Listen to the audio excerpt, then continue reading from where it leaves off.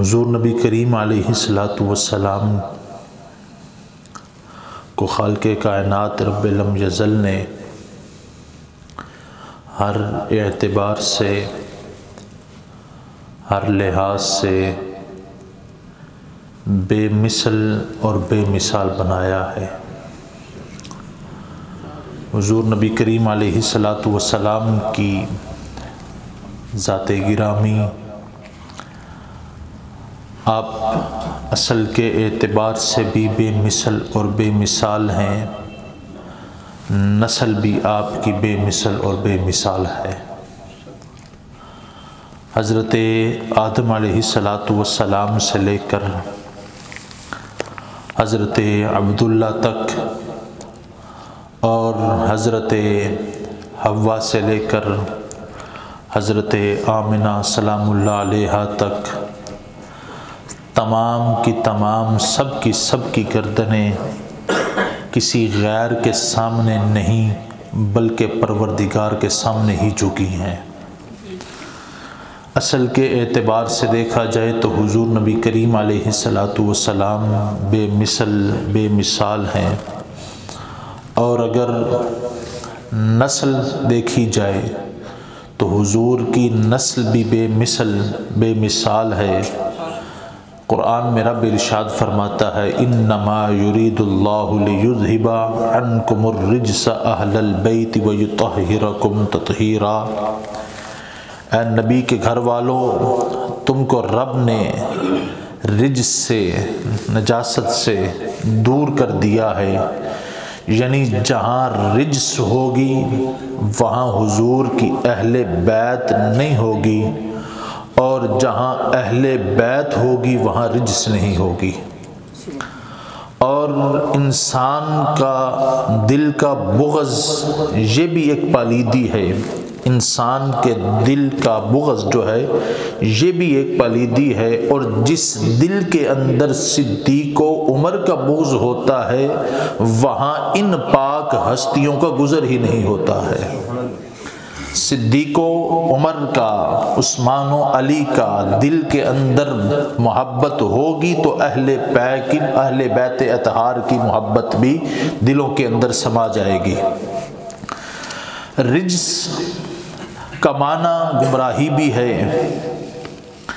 یعنی گمراہی کا ان پاک ہستیوں سے، حضور کی آل پاک سے گمراہی کا کوئی تعلق نہیں ہے۔ رب نے قرآن میں ارشاد فرمایا کہ میں تمہارے لیے دو چیزیں چھوڑ کے جا رہا ہوں۔ حضور نے فرمایا میں تمہارے لیے دو چیزیں چھوڑ کے جا رہا ہوں، دو ثقیل چیزیں، بھاری چیزیں چھوڑ کے جا رہا ہوں، ایک قرآن ہے اور دوسری حضور کی اہل بیت ہے۔ دو بھاری چیزیں، ایک قرآن ہے اور دوسری حضور کی اہل بیت ہے۔ اور بھاری ثقل، بھاری چیز، ثقل کا ایک معنی یہ بھی ہے کہ منزل مقصود تک پہنچا دینا، منزل مقصود تک پہنچا دینا، یعنی جو قرآن اور اہل بیت کو مضبوطی سے پکڑ لے گا وہ منزل مقصود تک پہنچ جائے گا۔ اور ثقل کا ایک معنی خزانہ بھی ہے۔ رب قرآن میں ارشاد فرماتا ہے وَأُخْرِجَتِ الْأَرْضُ أَثْقَالَهَا، یعنی جب زمین اپنا خزانہ نکال کر باہر پھینک دے گی، اپنا خزانہ باہر نکالے گی۔ یہ مال دولت حکومت خزانہ صرف یہی ثقل نہیں ہے، بلکہ ایک اللہ کا قرآن بھی خزانہ ہے اور حضور کی اہل بیت یہ بھی خزانہ ہے۔ صرف مال و دولت، اسباب، دنیا کی تجارت صرف یہ خزانہ نہیں ہے، بلکہ ثقل خزانہ، رب کا قرآن بھی خزانہ ہے، حضور کی آل پاک بھی خزانہ ہے۔ اور حضور نبی کریم علیہ السلام آپ کو دیکھا جائے، آپ اصل کے اعتبار سے بے مثل بے مثال، حضور کی نسل پاک بے مثل بے مثال، اور حضور نبی کریم علیہ السلام کی سخاوت بھی بے مثل و بے مثال ہے۔ حضور کی سخاوت جیسی بھی کسی کی سخاوت نہیں ہے۔ رب قرآن میں ارشاد فرماتا ہے وَأَمَّا السَّائِلَ فَلَا تَنْهَرْ، یعنی آپ نے کسی سائل کو انکار نہیں کرنا ہے۔ سائل جو بھی مانگنے آ جائے آپ نے کبھی انکار نہیں کرنا ہے۔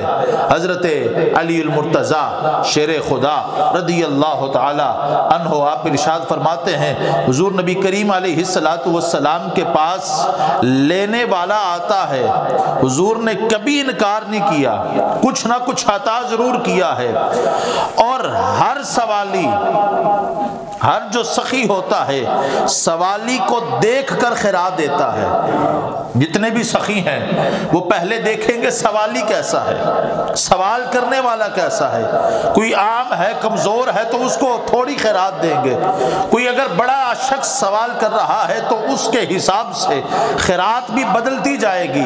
یعنی ہر سخی سوالی دیکھ کر خیرات دیتا ہے۔ حضور نبی کریم علیہ السلام سوالی دیکھ کر خیرات نہیں عطا فرماتے، حضور اپنی لجپالی کے حساب سے خیرات عطا فرماتے ہیں۔ اور منگتے جو ہیں وہ سخی کی تلاش کرتے پھرتے ہیں کہ ہمیں کوئی سخی ملے جس سے ہم مانگ سکیں، لیکن حضور نبی کریم علیہ السلام کی سخاوت وہ سخاوت ہے کہ حضور خود منگتوں کو تلاش کرتے ہیں۔ حضور خود منگتوں کو تلاش کرتے ہیں، جو مانگو ملتا ہے اور جو نہ بھی مانگو وہ بھی مل جاتا ہے، جو نہ بھی مانگو وہ بھی مل جاتا ہے۔ یعنی حضور نبی کریم علیہ السلام کی سخاوت بھی بے مثل اور بے مثال ہے۔ اور پھر دیکھا جائے حضور نبی کریم علیہ السلام کی سماعت، حضور کی سماعت بھی بے مثل اور بے مثال ہے۔ حضور کی سماعت بھی بے مثل اور بے مثال ہے۔ حضرت عباس رضی اللہ تعالی عنہ حضور نبی کریم علیہ السلام کی خدمت میں حاضر ہوتے ہیں اور حضور نبی کریم علیہ السلام کے چہرے انور کو بڑے پیار سے دیکھ رہے ہیں، بڑے محبت بھرے انداز میں حضرت عباس دیکھ رہے ہیں۔ حضور نبی کریم علیہ السلام نے ارشاد فرمایا کوئی کام ہے، بتائیں کوئی کام ہے؟ عرض کی نہیں کام تو کوئی نہیں ہے، ایک بات سوچ رہا ہوں۔ حضرت عباس عرض کرتے ہیں حضور ایک بات سوچ رہا ہوں، کہ عرض کرتے کہ آپ کے نبی ہونے کا اقرار تو اب کیا ہے، آپ کے نبی ہونے کا اقرار تو اب کیا ہے، لیکن نبی ہونے کا پتہ تو اس وقت سے تھا جب آپ پنگوڑے میں تھے، جدھر جدھر انگلی جاتی تھی چاند بھی ادھر ادھر جاتا تھا، جدھر جدھر انگلی جاتی تھی چاند بھی ادھر ادھر جایا کرتا تھا۔ حضور نبی کریم علیہ السلام مسکرا کر فرمانے لگے، حضور فرماتے چاند تو میرے ساتھ کھیلتا ہے، چاند میرے ساتھ کھیلتا ہے، اور یہ تو بات کی بات ہے، میں اس سے پہلے کی بات نہ بتاؤں؟ اے عباس یہ تو بات کی بات ہے، اس سے پہلے کی بات نہ بتاؤں؟ عرض کی حضور ارشاد فرمائے، حضور نبی کریم علیہ السلام نے ارشاد فرمایا جب لوح محفوظ پر قلم چلتی ہے، لوح محفوظ پر قلم چلتی ہے تو قلم چلنے کی آواز کو میں ماں کے بدن کے اندر سنتا تھا، اپنی ماں کے پیٹ کے اندر میں لوح محفوظ کی آواز کو سنتا تھا، اور آج کی سائنس یہ کہتی ہے، اور حضور نبی کریم علیہ السلام کا فرمان ذیشان بھی ہے، حضور فرماتے ہیں کہ اگر کوئی شخص زمین سے آسمان تک جانا چاہے، زمین سے آسمان تک جانا چاہے تو اسے مسلسل 500 سال لگیں گے سواری کرتے کرتے، مسلسل 500 سال سواری کرے پھر پہلے آسمان تک پہنچے گا۔ اب پہلا آسمان آتا ہے، اس آسمان کی موٹائی کتنی ہے، یہ موٹا کتنا ہے، یہ رب کی قدرت کی ایک عظیم نشان ہے کہ بغیر ستون کے اتنی بڑی دنیا پر یہ آسمان پھیلا ہوا ہے، یہ موٹا کتنا ہے؟ حضور فرماتے ہیں کہ اتنا ہی موٹا ہے جتنا زمین سے آسمان کے درمیان کا فاصلہ ہے، یعنی 500 سال موٹا، 500 سال کی مسافت آسمان کو کراس کرنے میں لگتی ہے، پھر پہلے آسمان سے دوسرے آسمان کے درمیان بھی اتنی ہی مسافت ہے، اور دوسرے آسمان کی موٹائی بھی اتنی ہے، یعنی 7 آسمانوں کے درمیان کی مسافت 500 سال کی، ہر آسمان کی موٹائی بھی 500 سال کی، پھر 7 آسمانوں کے اوپر سدرہ، پھر عرش، پھر نہ جانے کہاں پر لوح محفوظ ہے، یعنی ہزاروں کروڑوں سال کی مسافت کی دوری پر اگر لوح محفوظ پر قلم بھی چلتا ہے، حضور فرماتے ہیں میں اسے ماں کے بدن کے اندر، ماں کی پیٹ کے اندر اس کی آواز کو سنتا تھا۔ یعنی جو حضور ماں کے بدن مبارک کے اندر لوح محفوظ پر چلتا ہوا قلم کی آواز سماعت فرما سکتے ہیں، تو ہمارا یہ عقیدہ ہے کہ حضور اپنی قبر انور کے اندر تشریف فرما کر دنیا کے اندر جہاں بھی حضور کا کوئی بھی امتی حضور پر درود و سلام پیش کرے، حضور سماعت بھی فرماتے ہیں، جواب بھی عنایت فرماتے ہیں۔ احباب ذی وقار، حضور نبی کریم علیہ السلام، حضرت انس رضی اللہ تعالی عنہ آپ ارشاد فرماتے ہیں، ایک دفعہ حضور نبی کریم علیہ السلام قبرستان کے قریب سے گزرے تو قبر میں عذاب ہو رہا تھا، قبر کے اندر عذاب ہو رہا تھا۔ حضور نبی کریم علیہ السلام نے بتایا کہ عذاب ہو بھی رہا ہے اور وجہ بھی بیان فرما دی کہ کس وجہ سے عذاب ہو رہا ہے، اور حضور باہر کھڑے ہیں اور حضور قبر کے احوال بھی دیکھ رہے ہیں، قبر کے احوال بھی دیکھ رہے ہیں، قبر کے اندر کیا ہو رہا ہے۔ صرف احوال نہیں، حضور کو اعمال کا بھی پتہ ہے۔ حضور فرما رہے ہیں کہ اس وجہ سے، اس عمل کی وجہ سے اس پر یہ عذاب آ رہا ہے، تو حضور نبی کریم علیہ السلام کو اعمال کا بھی پتہ ہے۔ احباب ذی وقار، حضور نبی کریم علیہ السلام نے ارشاد فرمایا، حضور فرماتے ہیں کہ جب میں جماعت کے اندر میرے پیچھے نماز پڑھو نا تو اپنے رکوع سجود میں جلدی نہ کیا کرو، اپنے رکوع اور سجود کے اندر جلدی نہ کیا کرو، کیونکہ جس طرح میں سامنے دیکھتا ہوں اسی طرح میں اپنی پیٹھ کے پیچھے بھی دیکھتا ہوں۔ تمہارے سارے اعمال، تمہارے سارے افعال میرے سامنے ہیں۔ نماز حضور ادا فرما رہے ہیں، چہرہ سامنے ہے، قبلہ رخ کی طرف ہے۔ حضور فرماتے ہیں اپنے رکوع سجود میں جلدی نہ کیا کرو، کیونکہ جس طرح میں سامنے دیکھتا ہوں اسی طرح پیٹ کے پیچھے بھی میں دیکھتا ہوں۔ احباب ذی وقار، حضور حضرت ابن عباس رضی اللہ تعالی عنہ آپ ارشاد فرماتے ہیں کہ حضور نبی کریم علیہ السلام جس طرح دن کی روشنی میں دیکھتے تھے، دن کی روشنی میں دیکھتے تھے، اسی طرح حضور نبی کریم علیہ السلام رات کے اندھیرے میں بھی دیکھتے تھے۔ جس طرح دن کی روشنی میں دیکھتے تھے اسی طرح رات کے اندھیرے میں بھی دیکھتے تھے۔ اگر ہم دیکھیں تو ہم 2 نوروں کے محتاج ہیں، ہماری نظر 2 نوروں کی محتاج ہے، ایک یہ ظاہری صورت کے اندر جو روشنی ہے اور دوسرا آنکھ کا نور، یہ 2 نوروں کے ہم محتاج ہیں۔ اگر آنکھ کا نور چلا جائے، اگر آنکھ کا نور چلا جائے تو یہ ظاہری روشنی بھی بے فائدہ ہو جاتی ہے، یہ ظاہری روشنی بھی بے فائدہ ہو جاتی ہے۔ ہم 2 نوروں کے محتاج ہیں، لیکن کائنات کا ہر نور، کائنات کا ہر نور حضور نبی کریم علیہ السلام کی نورانیت کا محتاج ہے۔ کائنات کو نور ملا، ان چاند ستاروں کو بھی روشنی ملی ہے تو حضور کے نور کے صدقے سے ملی ہے، حضور کے نور سے ملی ہے، یعنی کائنات کا ہر نور حضور نبی کریم علیہ السلام کی نورانیت کا محتاج ہے۔ اور حضرت موسیٰ علیہ السلام آپ نے جب التجا کی تھی باری تعالیٰ میں دیدار کرنا چاہتا ہوں، میں دیدار کرنا چاہتا ہوں، رب نے یہ نہیں فرمایا میں دیدار کروا نہیں سکتا، رب نے فرمایا موسیٰ تو دیدار کر نہیں سکتا، تو دیدار کر نہیں سکتا۔ اب صفاتی تجلی کا ظہور ہوتا ہے، اور صفاتی تجلی محدثین فرماتے ہیں کہ سوئی کا جو سوراخ ہے اس کا بھی کروڑواں حصہ جو رب نے صفاتی تجلی طور پر فرمائی تھی، ذات کی تجلی نہیں تھی، صفات کی تجلی تھی، اور صفاتی تجلی کا ظہور ہوتا ہے۔ حضرت موسیٰ علیہ السلام بھی بے ہوش ہو جاتے ہیں، اور طور پہاڑ بھی ریزہ ریزہ ہو کر سرما بن جاتا ہے، اور اس کے بعد صفاتی تجلی کے بعد حضرت موسیٰ علیہ السلام رات کے اندھیرے میں 30 میل دور چلتی ہوئی چونٹی کو بھی دیکھ لیا کرتے تھے۔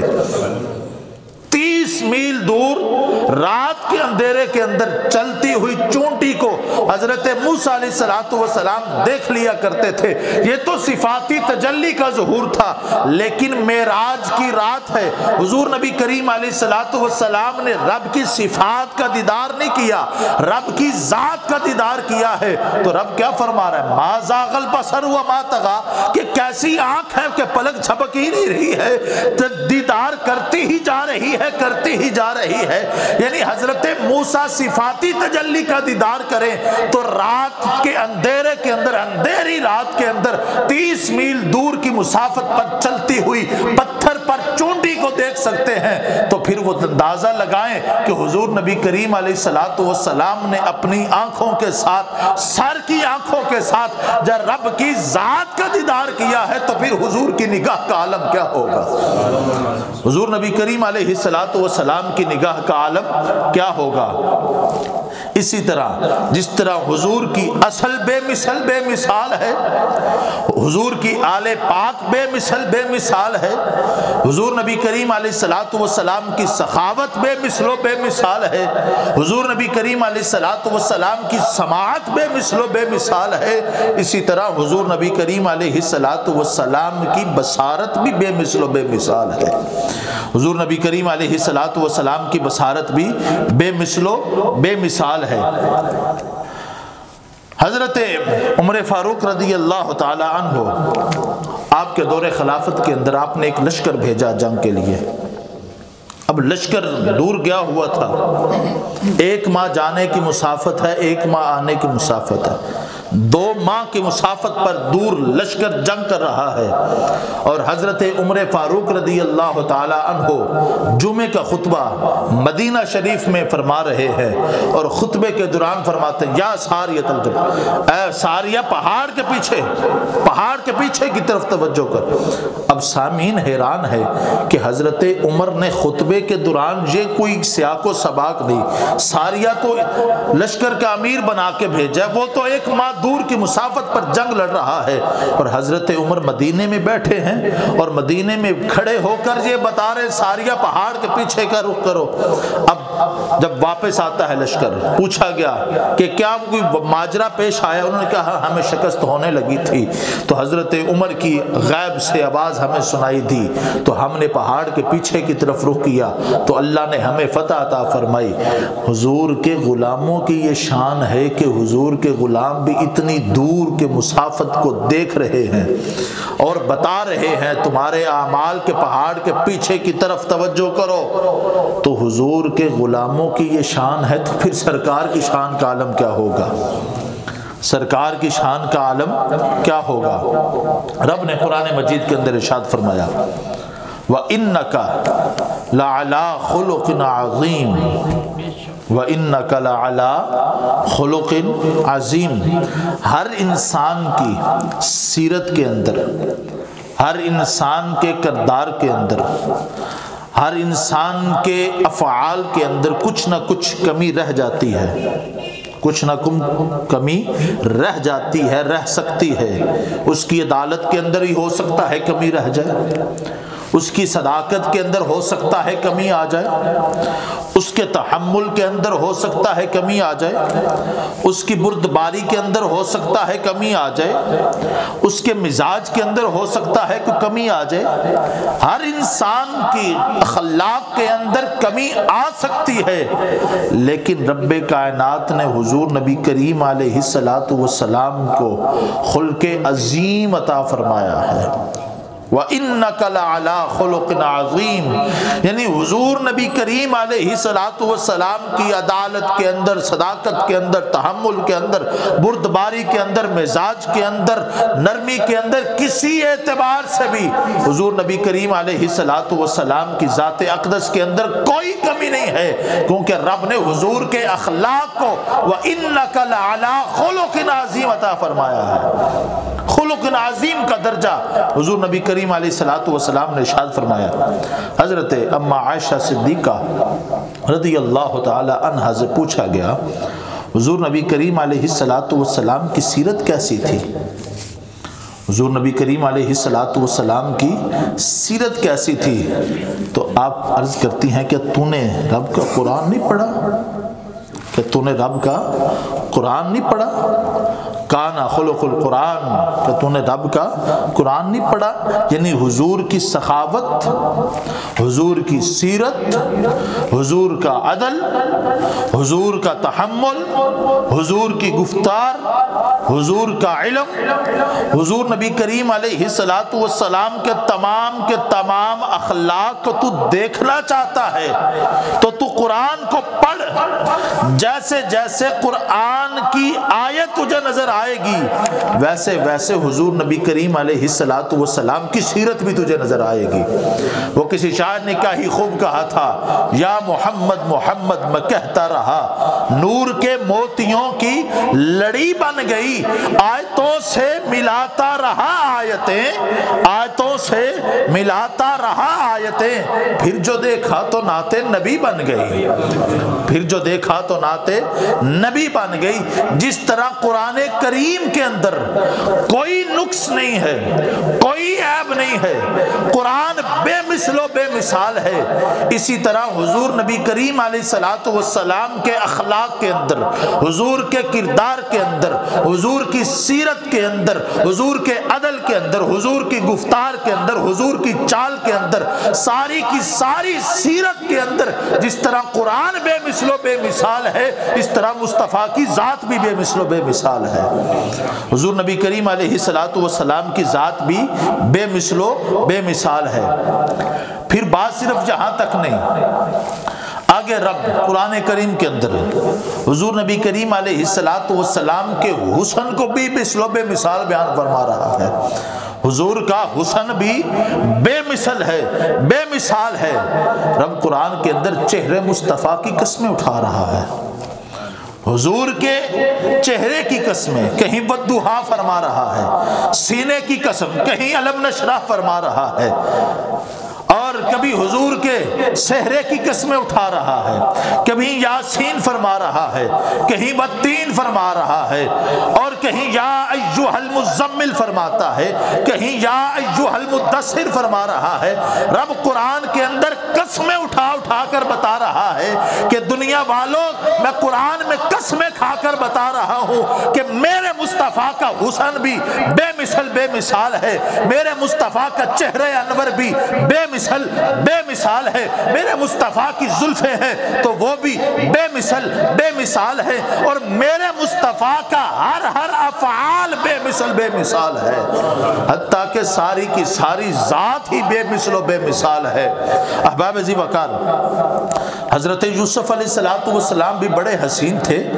رب نے قرآن میں حضرت یوسف کی حسن کی قسم تو نہیں کھائی نا، رب نے قرآن میں حضرت یوسف کے حسن کی قسم تو نہیں نہ کھائی، کیونکہ ہر چہرہ پابند ہے، ہر چہرہ پابند ہے، حسین سے حسین چہرہ، حسین سے حسین چہرہ بھی پابند ہے کہ نماز وقت وہ قبلہ کی طرف پھرتا ہے۔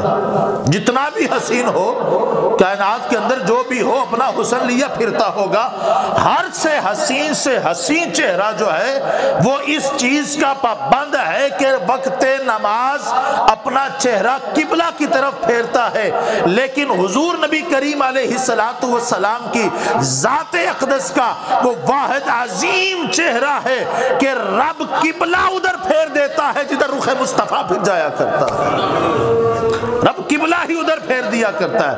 رب فرماتا ہے حبیب جدھر تیرا چہرہ پھر جائے گا، حبیب جدھر تم اپنا چہرہ مبارک پھیر لو گے، میں اپنا قبلہ ہی ادھر پھیر دیا کروں گا۔ یعنی حضور کو دیکھو، جس اعتبار سے دیکھو، جس لحاظ سے دیکھو، حضور کی ذات بے مثل بھی نظر آئے گی، بے مثال بھی نظر آئے گی۔ احباب ذی وقار، پھر حسین سے حسین چہرہ، جتنا بھی حسین چہرہ ہو، وہ حجر اسود کے پاس جاتا ہے اور اسے چومتا ہے، حجر اسود کو جا کر چومتا ہے، لیکن حجر اسود کعبہ چھوڑ کر باہر نکل کر چہرے مصطفیٰ کو بوسہ دیتا ہے۔ تفسیر مظہری کے اندر قاضی ثناء اللہ پانی پتی رحمت اللہ تعالی علیہ آپ فرماتے ہیں حضرت حلیمہ سعدیہ جب حضور نبی کریم علیہ السلام کو لے کر گئی نا، کعبے کا طواف کیا، اور کعبے کا طواف کیا تو حجر اسود کو چومنے کا ارادہ کیا، حجر اسود کو چومنے کا ارادہ کیا کہ حجر اسود کو چومتے ہیں۔ کہتے میں نے عجیب حیرت بھرا منظر دیکھا، عجیب حیرت بھرا منظر دیکھا، جیسے ہی میں حجر اسود کے قریب حضور نبی کریم علیہ السلام کو لے کر گئی۔ اب یہ حجر اسود پتھر ہی تو ہے، پتھر ہی تو ہے، اب اس پتھر نے بھی زبان حال سے رب سے کہا ہوگا باری تعالیٰ مجھے بھی ہلنے جلنے کی طاقت دے۔ اس پتھر نے زبان حال سے رب سے عرض کی ہوگی باری تعالیٰ مجھے بھی ہلنے جلنے کی طاقت عطا فرما، تو اللہ تعالیٰ نے فرمایا ہوگا کہ تیرے پاس تو بڑے بڑے آئے ہیں، بڑے بڑے انبیاء بھی تیرے پاس آئے ہیں، لیکن پہلے تو کبھی یہ سوال نہیں، پہلے تو کبھی یہ سوال نہیں۔ تو حجر اسود نے بھی عرض کیا ہوگا کہ جیسا آج آیا ہے اس جیسا پہلے تو آیا بھی نہیں ہے نا، جو ہستی آج تشریف لائی ہے وہ ہستی پہلے تو کبھی تشریف لے کر نہیں آئی ہے، مجھے ہلنے جلنے کی طاقت عطا فرما۔ رب نے حجر اسود کو ہلنے کی طاقت عطا فرمائی، ہلنے جلنے کی طاقت عطا فرمائی۔ حجر اسود نے اپنا مکان چھوڑ دیا، اور اپنا مکان چھوڑ کر جیسے ہی حضرت حلیمہ حضور نبی کریم علیہ السلام کو قریب لے کر آئی، حجر اسود اپنی جگہ چھوڑ کر باہر نکل کر حضور نبی کریم علیہ السلام کے چہرے انور کو بوسہ دیتا ہے۔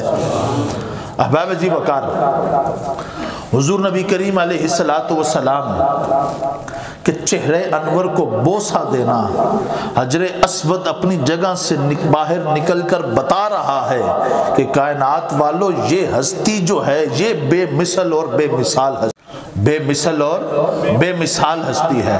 اور حضور نبی کریم علیہ السلام کے چہرے انور کو اگر کوئی شخص ایمان کی حالت میں دیکھ لے، ایمان کی حالت کے اندر دیکھ لے، وہ شخص مخلوق کے اندر سب سے بلند ترین درجہ تک پہنچ جاتا ہے، درجہ صحابیت تک پہنچ جاتے ہیں۔